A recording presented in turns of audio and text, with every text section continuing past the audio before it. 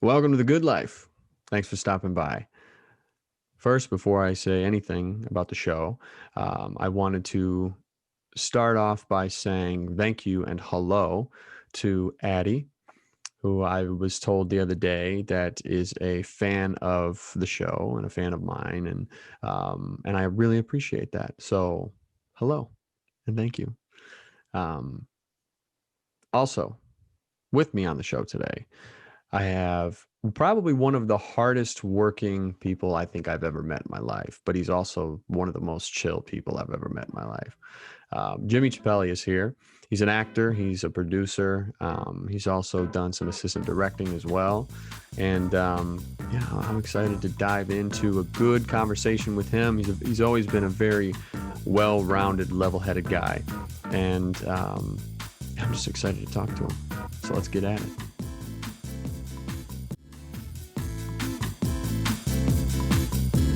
So, Jimmie, Yes. how you doing, brother? Thank you very much for coming on. You doing all right? Yeah, I'm doing great, man. Thanks for having me. Yeah, man. Thanks. Thanks for being here. I remember when I was going through the list of everybody that I wanted to have on the show. I kind of made this list of all the different people that I thought that I, might be able to reach out to and say, hey, would you mind coming on? And you were like one of the first names that was on that list. So, That's um, awesome. yeah. So I knew I had to have you on, but yeah. So we've worked together. I was looking at all the projects that we've been on together, and we worked together in was a Scapegoat, Half Blood, Electron Blade, Good Thief now, and then the Pictures of You music video. But we've Yeah, only had like maybe 2 scenes together. correct. I feel like we get on all these projects that we're both on, and then I find out later, I'm like, oh, Jimmy's in this too? Like, Yeah. sweet, I know. It's the same for me. I'm like, Harney's on here. And you know what the crazy thing, that's how it goes around here is like sometimes I've been on in the same thing with several different people that I've never met before. They're just in a whole different scene, whole different, and then I'll see them at the premiere or something. They're like, hey, how you doing? It's kind of cool, but it's kind of weird too. Yeah. Well, and let's see, I've known you for it was 4 years now, I think. Probably 4 years because I was that when we started. Was that when Scapegoat started, or Yeah, it was. Yeah. That was about 4 years ago that we started. Jeez, that's about 4 years ago when we started. I think it was about 4 years ago. But I mean, if not pretty close to that. But pretty close? and I remember one of the first because I think the first day that I met you was on set, wasn't it? It was on set at the bar, It was on set at the bar. and I remember you were playing Mark, the bartender, and I remember in the scene, I was supposed to sit there. What was written, I was just supposed to sit there, notice like some guys that were harassing the waitress, and like we weren't supposed to have any lines at all. Right. And I remember going up to Jeff and I was like, hey, do you care if I just kind of play with this a little bit, and because my character was kind of mouthy, and I said I feel like he wouldn't just be silent, he'd be chatting up the bartender or Right. anybody, and he said, yeah, let's do it.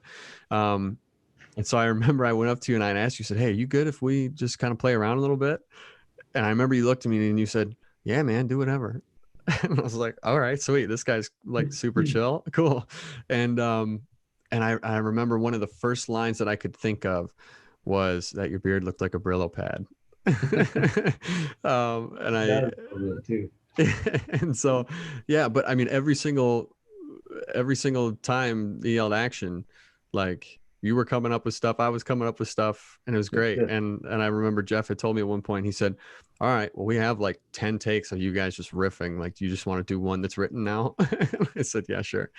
That's, Um, but yeah, man, that was fun. I'd That like to was a lot do of fun. more. I'd like to do more with you, like a bigger scene. You know what I mean? Definitely. Something pretty soon. So I think we'll Yeah, play man. off each other real good. So I hope so, man. Yeah, it's always a blast just getting to talk to you, off camera and just hanging out. I mean, even at the rap party for Good Thief, I mean, we had a great conversation, we did. pretty much the whole night. So yeah, I definitely hope so. But Yeah, so I think we're common in a lot of areas, a lot of our beliefs and our work ethics and all that stuff. And yeah, so that's always good. most definitely, most definitely. So I want to ask you about your 5 Hour Energy commercial, Mm, because I have seen that specifically on Comedy Central. so many times. Have you? So many times. Like I can't tell you. Almost every time for a good like 3-4 months there. Almost every time I turned on Comedy Central, at some point in a commercial break, your commercial would come on. That's funny. So how did you get involved with that? How did that come your way? That was an iGroup commercial. iGroup's great. I mean, I think if they like you, and I mean, I obviously have it with my beard. I got a unique look. So like, if they're looking for someone that looks like me, there's not a whole bunch of me around, to be Yeah. honest. So, I love it when I get a casting call that says big bearded guy with, and I'm like, hey, how you doing? So, Like, just hand me the check now, right? great. So, but that was a fun one actually. That was, and what was great was it was a quick one too. I was there for like 2 hours. Boom, I was out of there. So, Jeez. and the Well, funny that's thing is, nice. I love it when I'm at the gym, I'm working out, and it's kind of blurry, but it's me. Yeah. So I'll be, riding the treadmill or something, and I'll see it'll come on, and I'll look around, and there'll be people like looking at me like, is that guy right there? And it's like, kind of funny. But Well, see, what you got to do is you got to like do it in time with the commercial. That woo, yeah, you got to do it right in time with the commercial and freak people out. So okay, so if you could tell me, because I know we had talked before, but tell me a little bit about how you got started, and then you took a break from acting for quite a while, didn't you? no, well, here's how it happened. I went to John Casablanca's modeling and acting school when I was 16. So, I mean, we're talking, 40 some years ago, 40 years ago, 38, whatever. And I liked it, but there wasn't nothing to do here unless you did commercials. You had to get in with somebody and do commercials for the car companies or whatever. But other than that, it was about it. So I kind of put it on the back burner and just forgot about it for a long time. Um, and then both my kids, they do they're musical theater majors. They're one's in college as a junior, and the other one is just getting ready to go to college for that. And they told me about 4 years ago, 4.5 years ago, they said, Dad, you need to pursue your dream. And I was like, And they said, no, you need to grow your beard out, or grow a beard, because all I had is a little chin strap, nothing.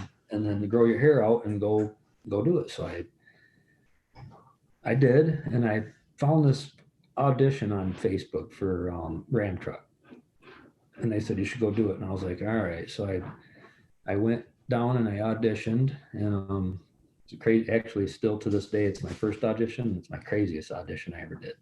Hmm. So, but I got it, and ended up being an American Music Awards commercial, and just kind of took off from there.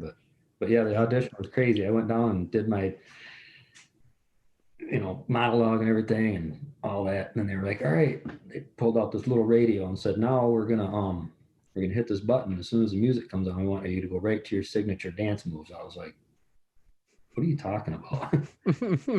So I'm sitting there dancing, and they're screaming out, do the Running Man. And they're like, do you do any twerking? And I was like, yeah, I'm 48-year-old Caucasian male. Heck yeah, I do twerking.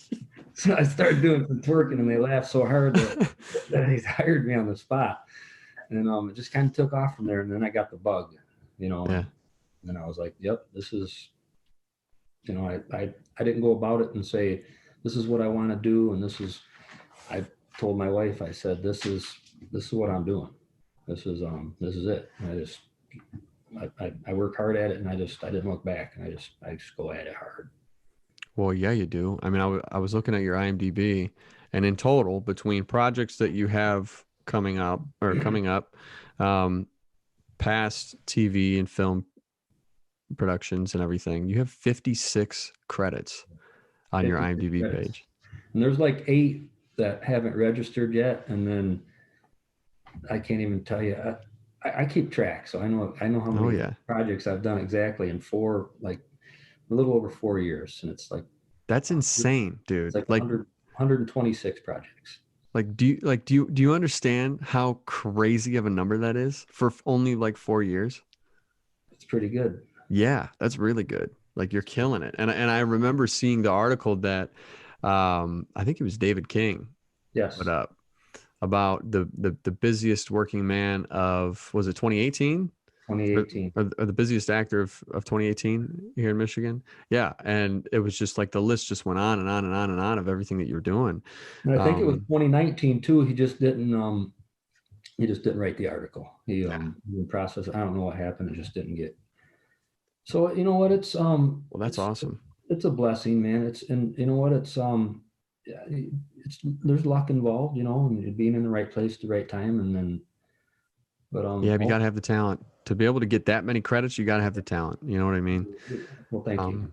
I appreciate that. And I remember just from the few times I've been on set with you, and I'm not trying to, blow smoke at you or whatever, but the few times that I've been on set with you, and then the times that I'd seen you, offset, there's something, and I think we talked about this before at the wrap party. There's just something about you that's different from everybody else in terms of the way that you carry yourself. I don't know. It's like an aura thing, it's very, you're one of those people that when you walk in the room, everybody stops and looks, because I don't notice that, but I mean, well, how could you? I mean, you're living it, but I think I think they gravitate toward you, right. because you have a certain calmness about you. You have a peace about you that people want to, I think that people want a part of, I mean, I can't tell you how many times I've seen people who are, off set or even on set, and they're just like wired, and you can tell that they're just so tense and so like, Right. everything is just right up there. And for you, you can tell that you're happy to be there. You're blessed to be there. And you know that you're going to put in the work. Yep. So there's nothing to worry about, and that's, I think, the mindset that a lot of people could benefit from if they tried to switch their mindset. And you can always tell when somebody didn't do any prep work, or if they didn't do enough prep work when you get on set, right. And I can tell that you do the prep work. So I do. I feel like I overdo it sometimes. Sometimes I'm just like, I got to put this away, and because now I'm overthinking it, and you know what I mean? So a lot of times I overdo it, and better to overdo it than underdo it, right? Yes, and I've had the bigger name directors and stuff tell me. They said, "Listen, you're overthinking it and you're overdoing it. Just do it again. Just take your time." And so so you can do that too. You can over prepare, I guess. Yeah. What's been your favorite role that you've played out of everything that you've done? What's been your favorite role that you've played, would you say? Man, that's hard. I really liked the character Gemini in Tale of Tales with Harley. Yeah. And Tevis. Yeah. It's I get typecast a lot, obviously. No. What? I play Get out of here. Oh yeah, perfect killer biker. Or the perfect, the best one is when I show up and they're like, "Ooh, perfect! You got the perfect abusive father look," and I'm like, "What's that supposed to mean?" Jeez, what a terrible thing to tell somebody. Wow, you really look like you could just lay into your kids. I was like, "What is it? So an abusive father has a look, or it's just weird." But probably that I got to. I mean, the cast is unbelievable. The story's unbelievable. Everybody there was. Just great. It was just a great experience. That's probably one of my favorites. I really liked another. No, that's probably it. That's probably my favorite so far. Nice. Okay. Now, one of the things that we had talked about before was, or that I brought up at the beginning, was the Pictures of You music video. Mm-hmm. And it was funny because I remember when I had reached out to you, I had said, "Hey, we have this role of a guidance counselor that we're going to need to be played, or not a guidance counselor, like a grief counselor." Right. And I remember thinking like that you have the perfect, like I said before, the calmness. You have the perfect calmness and the perfect tone of voice that I feel like that could be really sellable, and you could really play it well. I remember reaching out to you, and you had said that you would do it, and which again I'm super grateful for. And I know the whole band is, and Jeff and everybody.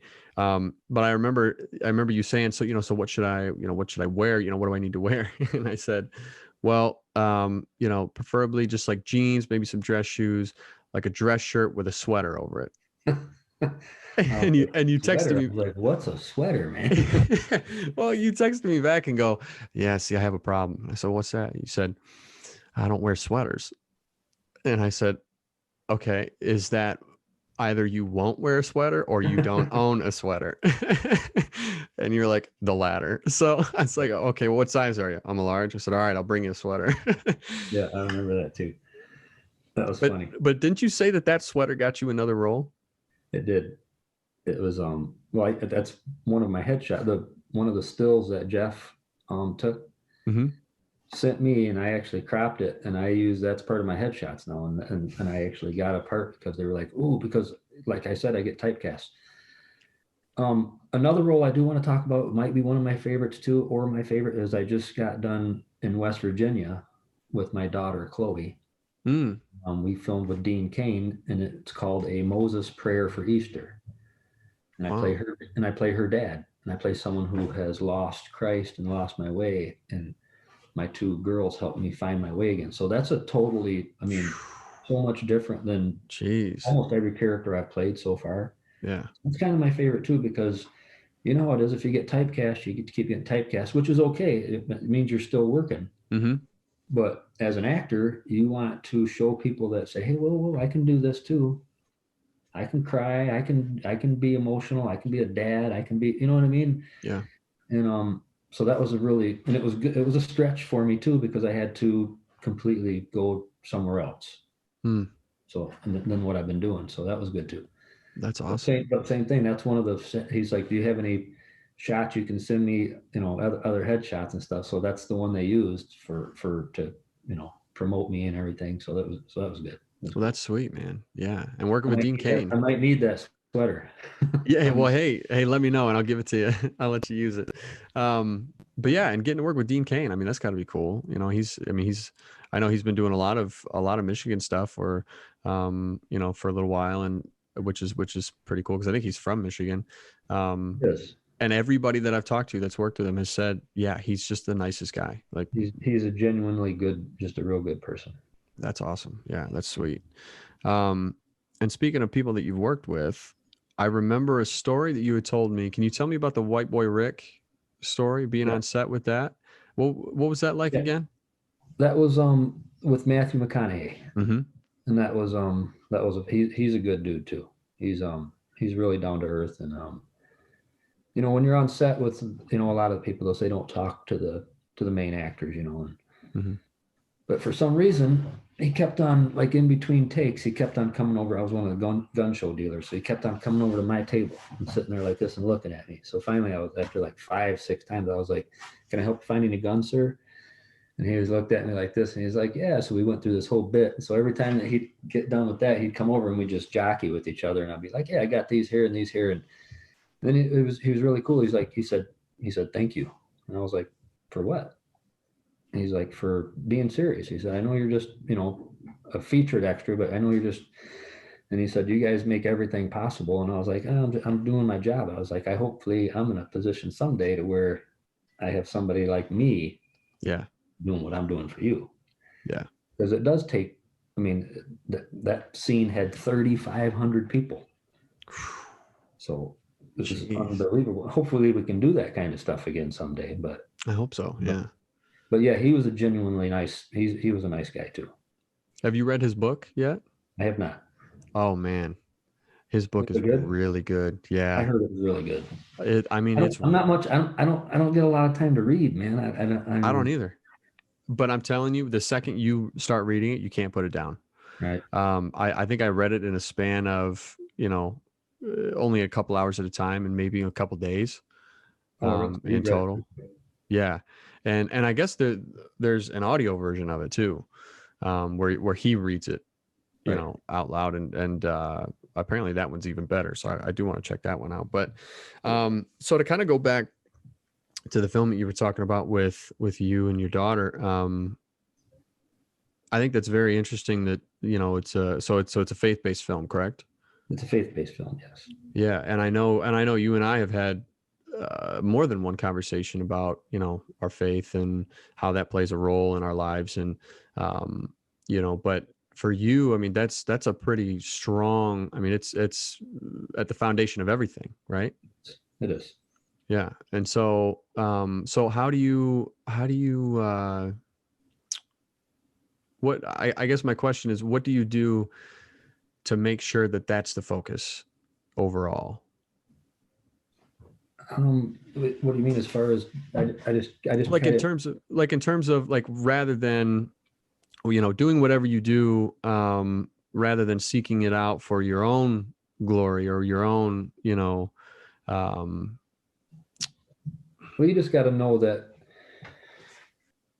it all belongs to him. First of all, you know, and I don't know how much you want to get into it, but we're just basically stewards, yeah. and that's what we have to understand over everything. Mm-hmm. Our own lives, our children, we're the stewards. They're all his, even, and that includes our talents Yeah. that we have. We're just stewards over our talents. He's given us, you know the parables, you know, if you don't use your talents, you lose them, whatever. But that's what we have to remember, and that's what keeps me grounded, knowing that, you know, because I've had people say to me, they say, yeah, but you're really talented. And I'm like, yeah, but I got to give all glory to God. And they're like, yeah, but you got the talent too. And I was like, I know, but that comes from him. You know, he Yeah. gave me my talents, and I'm just a steward over them. And if you can keep that focus, you can stay grounded. And maybe that's why I have a calmness about me when I'm on set and everything, because I do know that that's what keeps me going, and that's what keeps me grounded. So Well, that's awesome. That's awesome. Seriously, I mean that. You know, because you don't see that too often. A lot of people, and I've even fallen into this trap too. But you know, a lot of people, it's all, you know, look at me, look at me, look at me, and I've lost my way a few times, you know, and you know, sometimes, you know, like when they say, my pastor, who was my cousin, unbelievable pastor, Mount Zion here in Clarkson, it's a mega church, and he says it best. He said that Satan knows that you're not going to turn to him and worship Satan. I mean, that's just, some people do, but the odds of that happening aren't good. So Satan's not really trying to get you on his side. He's trying to get you on your own side. mm-hmm. Does that make sense? Yeah, it does. You Yeah. get to a point where you're like, yeah, Jimmy, you did it. And you know what? And then he has you basically on his side without Yeah. even getting you on his side. So that you got to stay grounded in that regard, like what I said earlier, and just know that all glory goes to him. That's a really good point. Yeah. Um, okay, so kind of shifting a little bit also to talk about what you had touched on a little bit, is your family is like incredibly talented. I mean, you're always posting videos of your daughter singing, and you know, and it seems as though, I mean, pretty much all of you have kind of gotten We're all in the, into yeah, and into acting and music and all that stuff. So how did that come about? You know, who kind of, did you all just kind of find it all together at the same time, or did well, one kind of inspire the other? we lived in Arizona for a while, and one of my well, our kids grew up singing ever since they were little. They could sing, you know, and Mm-hmm. they were babies. I sing on, well, we don't, not right now, but I used to sing on the front line at our church, you know, Mm. at the mega church. So I'm a singer. My wife's not a singer. She's a dancer. She's a dance choreographer, a theater instructor. Mm. So she teaches younger kids. So when we were in Arizona, one of our kids got into a play at the church, just, you know, something simple, and we were like, wow, she can act, you know. Mm-hmm. Yeah, she must take after her old man, you know. There's a fat enough back, Yeah, you there know. you go. But my wife, actually, my wife is she's a really good actor too. She doesn't like it very much, and she thinks she's not, but she is. And so we all have the bug. It's you know, like Chloe, my young Serena is going to college right now on full ride for musical theater. Mm. And Chloe just got done with Thespian Festival while we were in Virginia. She did Thespian Festival on, you know, Zoom while we were there on our breaks and stuff. We ended up with like $400,000 in scholarships. So she's going to the same college as my daughter. my oldest daughter Jeez. for musical theater for a full ride, and then they're as soon as they're done, they're off to New York, man. They're so That's awesome, man. Jeez. Well, and we all love it. yeah. Well, and I had seen a short film. I think it was a short film. It was a comedy that you and Todd had done, and Sympaticals. your wife, yeah, and your wife was in it. That was our 48. That was pretty crazy. That was hilarious. I mean, I was legit laughing out loud pretty much the whole video because of how just over the top and wonderful the whole thing was. I enjoyed that. That was fun. Well, but that was the first time that I had seen her or known of her doing anything, and I had watched it. And I was like, she's good. Like, She is. this is Yeah. awesome. Yeah. So that's cool. But I yeah, just and I just did another short too that she's in with me, and it's for John Bosley, okay. who was we did a pitch trailer a while back. You might have seen it. It was Angels Among Us. Yeah. Hmm. But we just did another one, and I played a homeless man called C, and I put out the teaser actually last night, Okay. and that was that'll be coming out in the next couple of days, and she was in that too. But it's like an 8-minute short, and it was a very, very humbling experience. Yeah.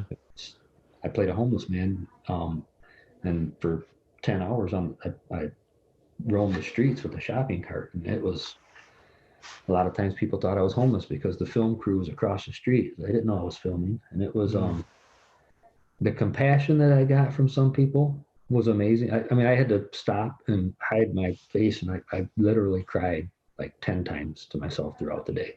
Jeez. Some people treated me really bad. I mean, they honked their horn, and they're like, "What are you doing on the street, you bum?" And I was like, "Really, man?" I Jeez. wanted to say, "I'm just filming, man," chase them down and show them, I'm Gemini, the biker, bro. And I was like, Yeah. You trying to go, bro? but Yeah. it was humbling, man. It was embarrassing, to be honest with you. Yeah. It was hard to look at people because they thought I was homeless, and I was like, man, I can't. So it was rough. Man. Yeah. And well, because I'd seen some posts about that, about the promo and everything for it. Yes, I'll have to check it out. But you said the teaser just came out last night, right? And then Teaser the just, film itself will come out. Yeah, a Okay. couple of people. We're just gonna put it on the, nothing special. Just gonna put it on YouTube and Nice. Facebook, Yeah. maybe or whatever. Cool, man.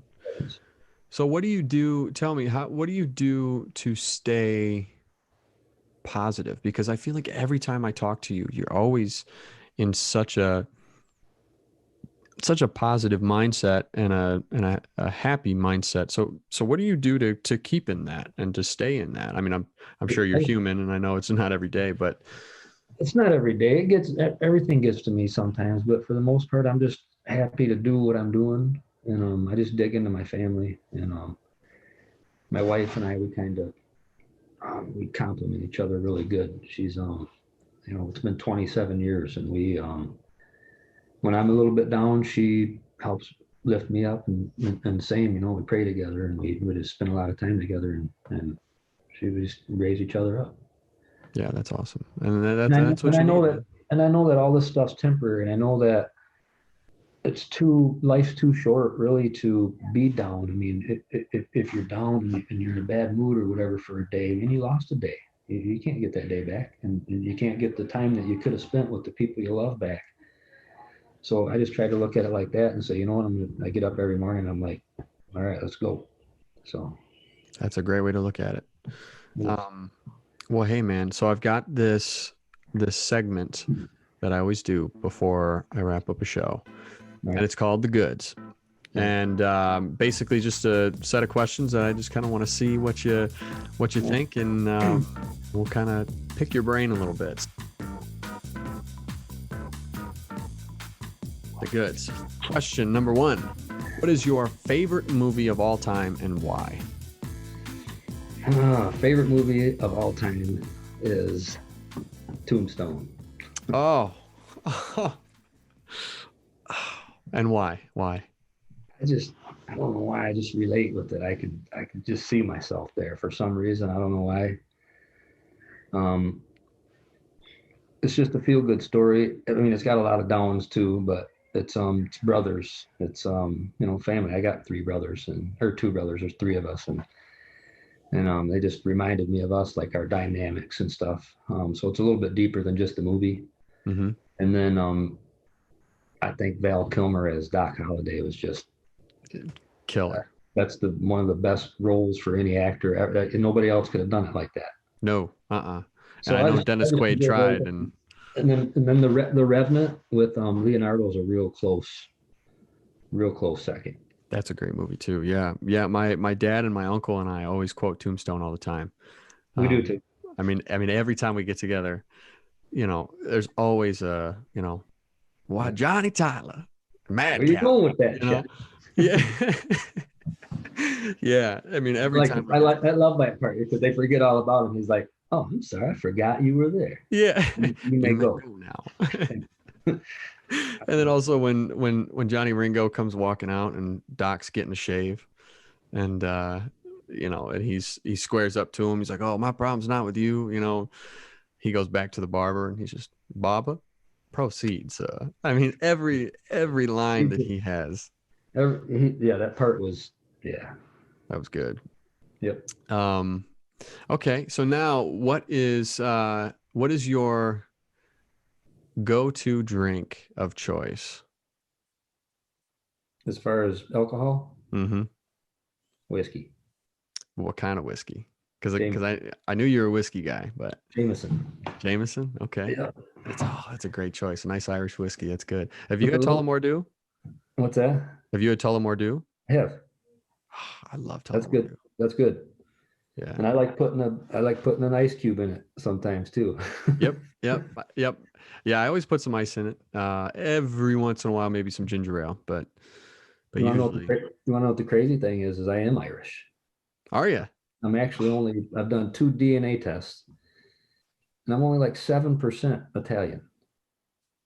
So I'm like 38, because it makes sense because my great grandfather came from Italy. So my mom's dad was full-blooded Irish, and her mom was full-blooded Indian. So I'm like 38% Irish and 37% Indian, and then a little bit 7% Italian, and then the rest of it I'm Nordic, like really like Viking stuff. So that's sweet.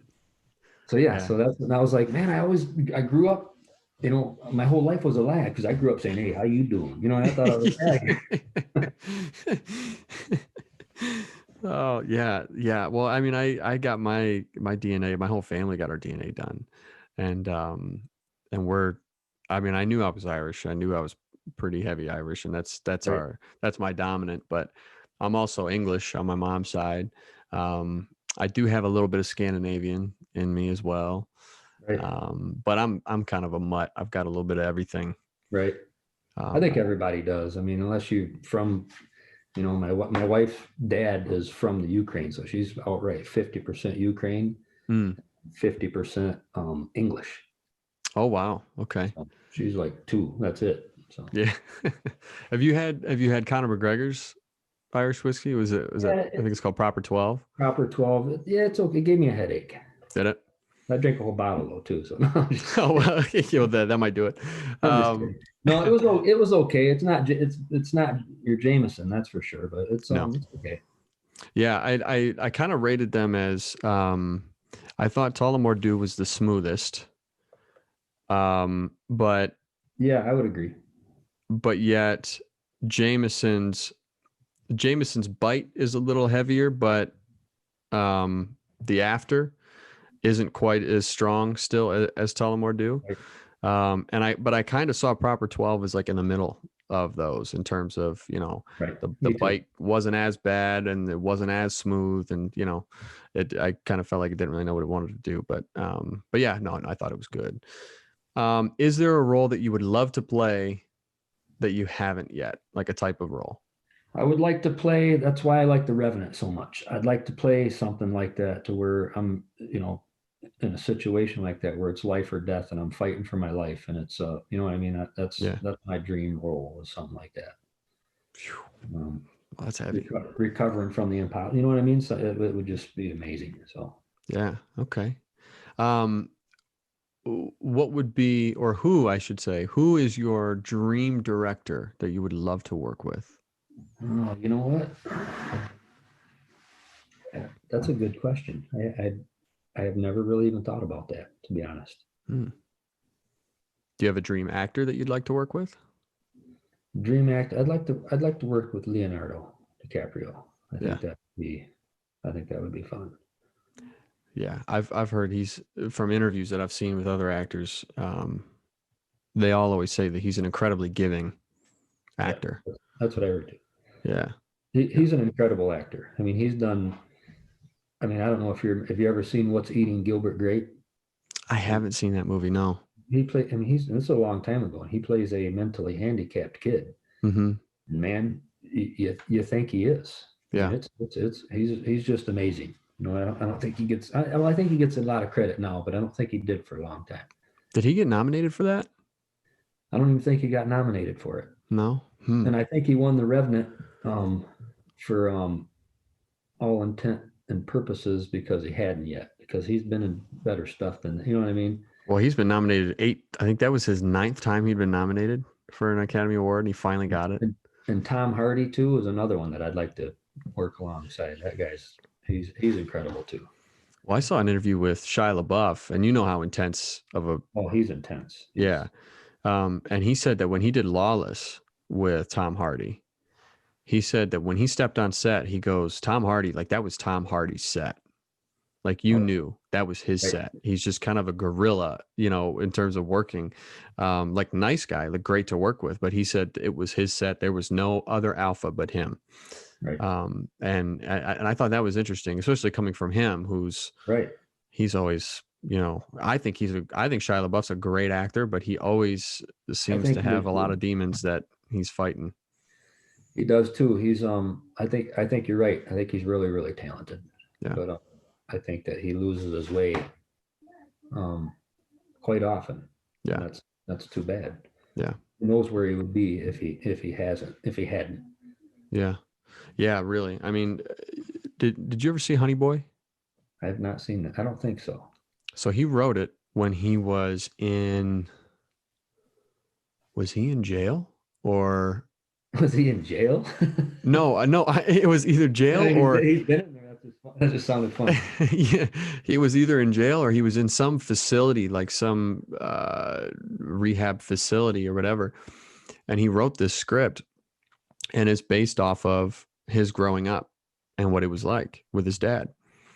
And he plays his dad in the movie. And he tells this story that in an effort to get his dad to sign off on the story, he told his dad that Mel Gibson was going to be playing him. And he's like, oh, okay, great. I'm all, you know, I'm all in it. But Shia actually played the role of his father. And when you watch the movie and you see everything that happened to him growing up, it makes everything that he's done make sense. Right. No. I mean, he's it's called Honeyboy. I think it's on Netflix, maybe Hulu, Amazon Prime. But he is his most comfortable on set. Right. And anywhere else, he like doesn't know what to do with himself. And I think that's why he gets into the trouble that he does, and he gets into the issues that he has, because he's out of his element, you know, in just normal life. So that's tough. I couldn't imagine that. But some of the stuff that he had gone through, you know, with his dad and everything, just, man, I wouldn't wish that upon anybody. But yeah, so my final question is, how do you keep yourself centered? How do you keep yourself? I know you touched on it a little bit earlier, maybe, but how do you keep the focus moving forward rather than backward? Well, it's obviously, you know, as well as I do, some of this business can be very discouraging. Yeah. Some of it can be really ugly. You know, you see some of the, especially with the political stuff. I'm not going to get into political stuff, but that plays into it right now because of it. You know, it's involved in it. It's involved in everything right now, and it's sad. I think it's God. to be honest, and my faith. It's I was obviously I went my own way a few times and ended up trouble. I ain't gonna lie, everybody knows my story. I've been in jail. I served some time, and for some stupid stuff, when I was a teenager, 17, 18. But um, I was saved when I was 9, so it's I've known him, I've known God for a long time, and I think those foundations always keep me grounded. I always know that there's always better times ahead, and the biggest part is you got to just keep moving forward. I mean, if you stay where you're at, um, and it's bad around you and it's discouraging, you get out of that situation where you just pile forward and just say, okay, I'm out of here. I'm going to find something better. I'm going to look for something better. I'm going to, you know what I mean? So it's pray. That's not all you can do really. It helps to have people around you too that are uplifting as well. Yeah. Yeah, I know that's been a big thing that I've read, that a lot of successful people in whatever field is, they're always talking about remove the toxicity out of your life.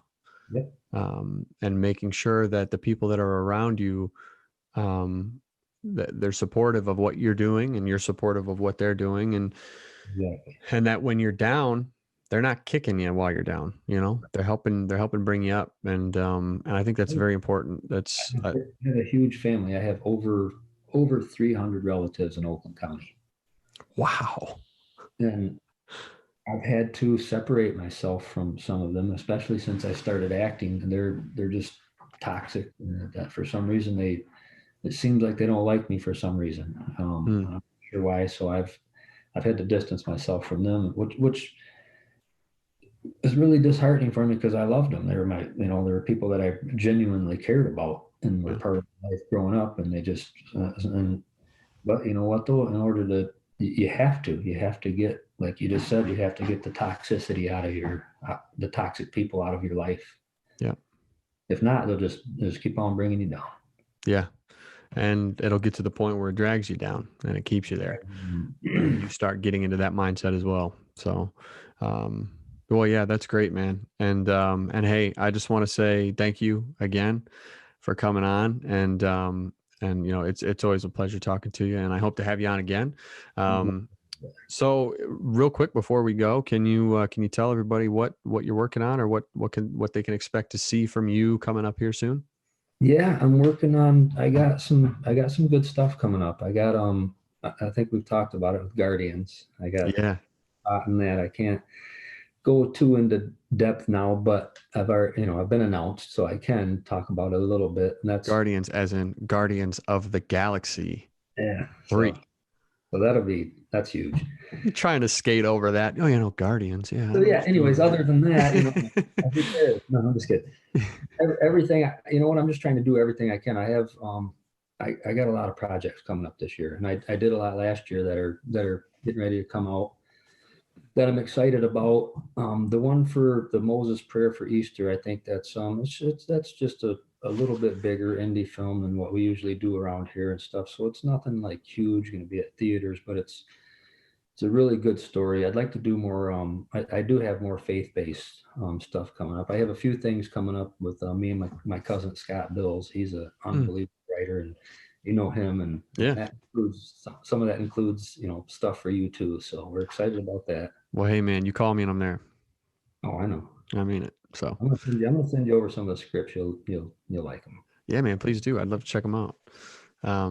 Yeah, I think it's. I remember when you told me about Guardians, and you were super like hush hush about it, because again, like nothing had been announced. But you're like, yeah. So because I'd asked you what you had coming up, and things had got delayed because of COVID. But yeah, you were like, yeah, I'm doing this project down in Atlanta, and I said, oh, you're going to Atlanta for what? And he goes, well, Guardians of the Galaxy 3. I was like, hold on, wait a minute, what? It's like, you're doing Guardians of the Galaxy 3? Like, yeah, but you can't really say much about it. I said, well, no, but just let me freak out for a second. Like, it's huge. You know what else I'm excited about is Half-Blood. Yeah, I'm excited about that too. And I guess it's gonna be a feature now rather than a series. And the funding's coming in, and I think we got some really, the crew's great. Mm-hmm. I don't know if did you see anything of it before or not? Well, I had been on set. I filmed. You filmed some of your stuff, right? Yep. Yep. Yeah. I filmed my episode one, my stuff for episode one, and then we shut down. uh, So same with me. So yeah, but that was a great set. I loved it. Everybody was super kind, and um, you know, I will say though, I wonder if they're gonna kind of scratch episode one's footage altogether because like since then, and I know you said you've been working out and everything too. I've put on like 20 pounds or 15 pounds because I've been in the gym right. and I'm also, growing my hair out for a role that I've got coming up in the summer. So by that time, like my hair's going to look completely different. Right. It might Um, happen then. So, but yeah, it'll be interesting. So I don't even know if my costume will fit me anymore. So, I told my wife last night. I said, "Man, I'm so tired of this beard." I said, I'm gonna cut it off." She was like, "No, you're not." that's your moneymaker, man. I said, you know what though? I said, I'm thinking about it after this year, after I do, the stuff that I have already contracted to do. Hmm. They would freak out if I wouldn't have that part anymore if I I'm cut my sure. beard off. Like, see you later, man. But I've really been thinking about it. It grows really fast. I cut like an inch or two a month off. I mean, it Really? grows fast. So, but Jeez. I'm tired of it. It's been 4.5 years, man, and it's starting to bug me. See, well, mine grows fast, but I'm always changing it. I'm always mixing it up.